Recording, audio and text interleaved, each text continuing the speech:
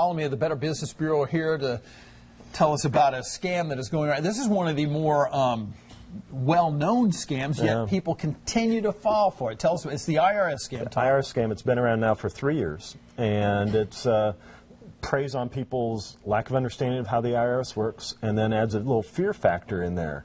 And scammers have found that this is wildly successful. All right, tell us what happens. You get a phone call, and on your caller ID it says Internal Revenue Service, so that gets you on guard right away.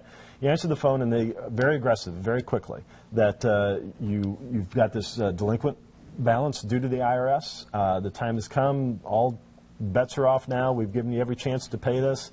You either pay it now, or we're going to have you arrested. And we're already in contact with CMPD. And the squad car is heading towards your house. So you got to go to a Rite Aid or a Walgreens and get prepaid debit cards. That's how they want you to pay this. Thousands of dollars on a prepaid debit card, which is like handing somebody cash. Yes. It's not traceable. It's not retrievable.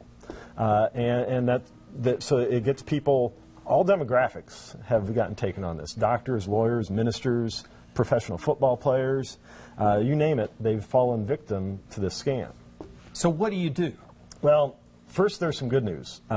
We finally worked with the FBI and the authorities in India last week to get the main call center knocked out. 700 people were arrested. Good grief. But it was a good, successful scam. So those people are scattering like rats right now, trying to set up their own shop. So we could celebrate for like a minute, saying, hey, we got this guy shut down. They're retooling. And they're going to return, and they're going to return in force because they got in over $30 million estimated from this. So, but to your point, what do you do?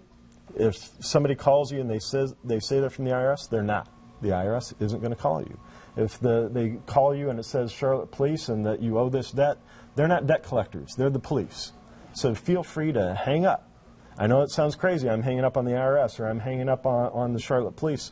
But they're not the ones that are calling you. These are the crooks. These are the scammers, and you just got to get aggressive back with them. So the IRS will not call you to demand money. No. They will send you a certified letter, perhaps, or a telegram or something like that, but they will not call you on the phone. Correct. All right, and be sure to let your relatives know about this. Is this the elderly getting taken by this, or this is young people? This is anyone? It's everybody.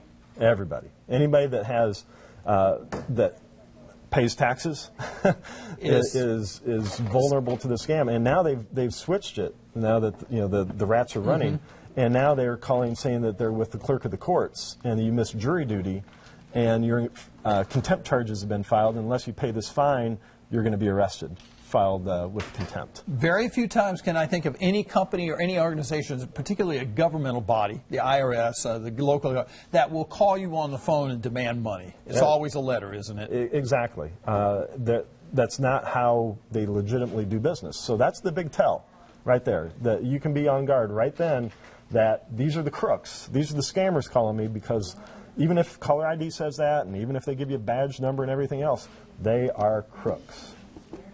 Tom, thanks so much. And there's much more information on this on the BBB website, which is bbb.org. All right, you got that.